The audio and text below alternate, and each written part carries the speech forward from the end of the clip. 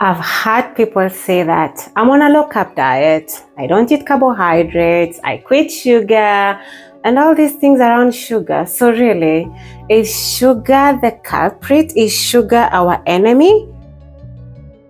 Today we are going to talk about what the sugars are, what impact they have in our body, and then we are going to demystify whether sugar is actually the culprit. My name is Dr. Sess. I'm a public health specialist, and all things wellness and health is my passion. So let's start. What are sugars? Sugars are carbohydrates. If you haven't watched my video on Diet Basics 101, please go there. I will provide a link in my description so that you can watch that. So sugars are basically the carbohydrates. These are often broken down to provide our body with its most favorite energy source, which is glucose. Yeah. So then when most people talk about sugar, they talk about the added sugar on the table. But then there are so many sources of sugar in our diet. Let's talk about them.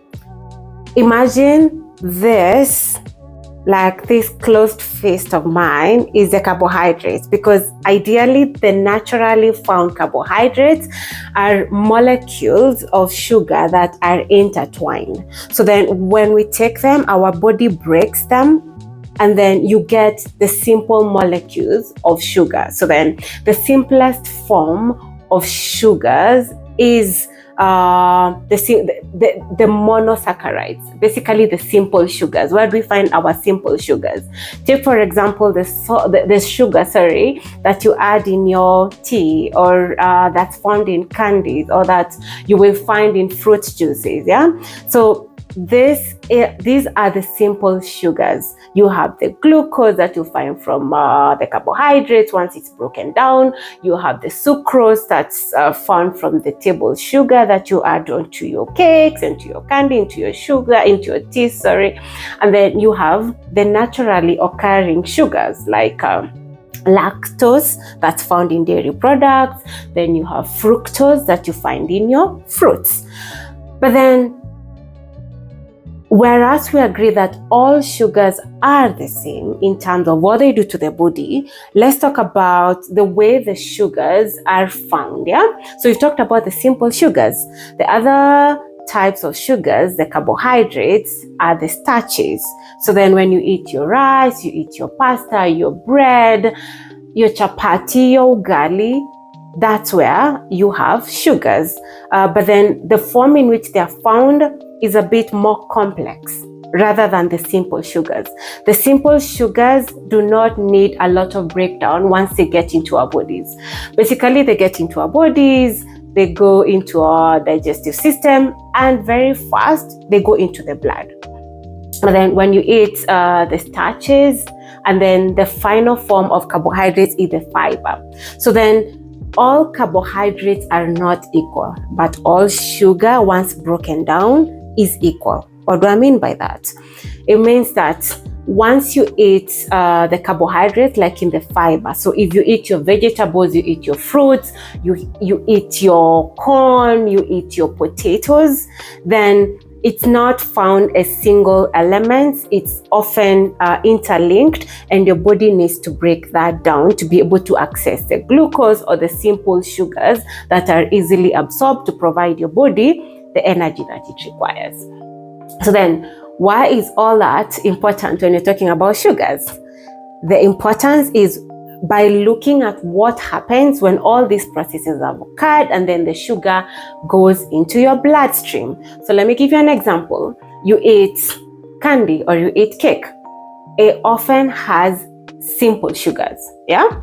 And simple sugars is not just the sugar that you add onto your coffee or onto your tea.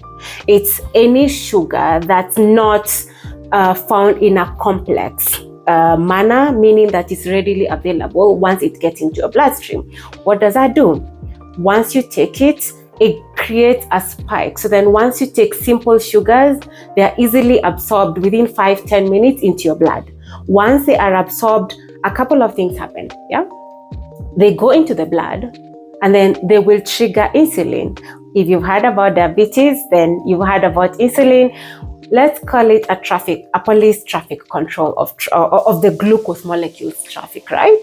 Once the glucose gets into your blood, then your body will trigger the insulin to be released from your pancreas.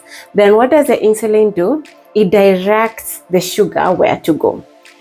Because glucose is your preferred form of energy for the body, it means that at any given time, your body needs glucose to be able to function, but it is a preferred source of energy. It's not the only source of energy. We'll get into that in a couple of minutes. So then once your body takes what is necessary to function, then the excess has to go somewhere. And that's what insulin does. It triggers the excess glucose to go into your liver, which is the first place that it goes, and then it can also go into your muscle cells and into your fat cells. Yeah. So then, if you stay for some minutes or some hours and the available glucose in the blood is over, the next place it goes to check and to release the glucose is from your liver cells. But remember, some also went into your muscle cells and some also went into your fat cells. But then if you're constantly eating and not giving yourself enough time for the body to keep using up the source of energy that has gone into your liver or into your fat cells, then you can see how that contributes eventually into weight gain. And then the other thing is that frequent eating of simple sugars creates quite a disorderly spike of sugars. What does this do to your insulin? Is that insulin that's supposed to be a traffic control even gets confused. And this, if it happens over time, this is how the dysregulation of sugar and the insulin constant spikes leads to diabetes. Yeah. The other thing is that once the glucose gets into the cells, it needs to be made into energy. So then in all our body cells, we have these little powerhouses that take that glucose and make it into energy. But just like everyone else, they get tired.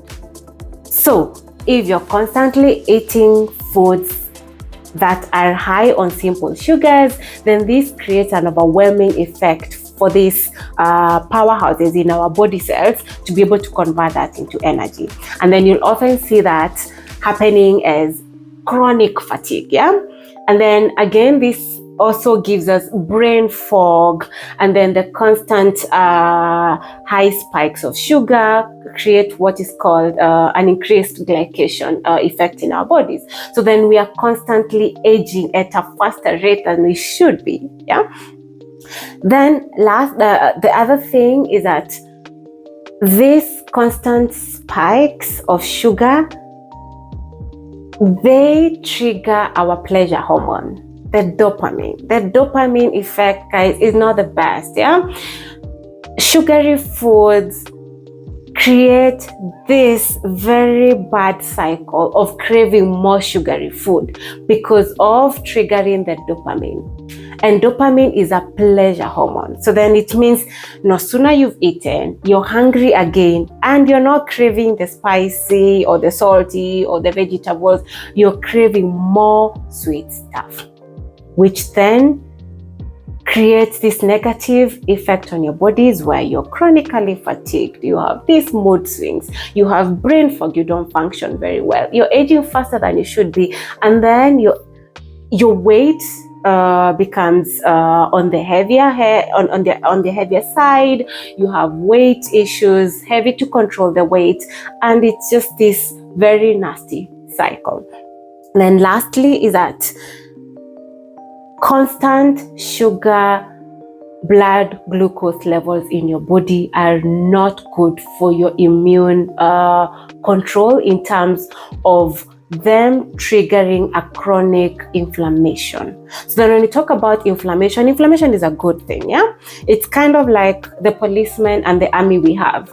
They protect us from outside threats and inside threats. But then we don't want to constantly be prompting the police or the army to be always on guard, because this creates inflammatory diseases. I will not get into that today, but then inflammation is good to fight off diseases, but then chronic inflammation is the main reason for most of the lifestyle diseases that we have. Arthritis, hypertension, diabetes, all these things are part of an chronic inflammatory process. But then now we've talked about the simple sugars, and I said carbohydrates are not equal, but then sugar is the same. When we talk about carbohydrates, we have the complex carbohydrates. What do I mean by that?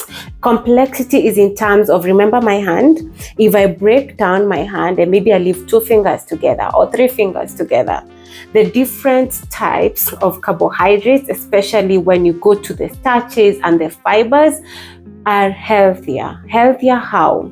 It doesn't mean they don't produce the glucose. It doesn't mean that they'll not give you the fructose.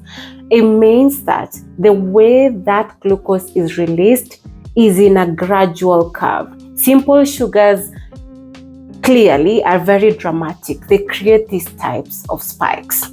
And the same spikes trigger also the same spikes of insulin. But then when you take your carbohydrates that more complex, it means that your body takes time to break it down into simple sugars.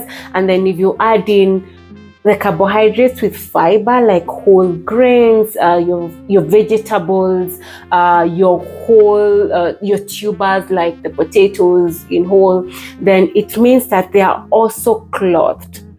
So meaning before they are broken down, it's a gradual process, and the sugar being released is not in spikes, is that it's in very steady curves, which makes your body, it creates a more efficient system in which the glucose is being released over time, keeping you full for a longer time. You're not having cravings, you're not having this frequent dopamine trigger releases, and then for you, that's an overall positive effect. So when you talk about sugar being the culprit, it's when you're eating your sugars in very simple forms and the impact it has on your body, the negative impact. But then carbohydrates are not the enemy. We have good quality carbohydrates based on their complexity. So then just to sum it up, when we talk about sugars, avoid the simple sugars. You don't need the simple sugars to live. They are good for pleasure. We all want cake, we all want ice cream, but then your life doesn't necessarily rely or survive on the simple sugars. You can stay without the simple sugars. You can simply quit the sugars, the table salt sugars. You can quit the candies, the cake. That will not have a dramatic effect on you or on your life. You can stay without. But then today, I want to encourage you to pick out more of the complex carbohydrates, less processed, more natural, more fiber, because this has a gradual release of the sugars in your body, which in the end happens to be more healthy for you. So then, now that we've done sugars, how can we have our sugar and still enjoy it? How can we be able to control the glucose or the sugar that we are introducing to our body? Stay tuned for the next video that I'm going to release, because it's going to be on glucose hacks. How do we do that? Did you enjoy this video? Do you want more out of this? Please subscribe to my channel. See you next time.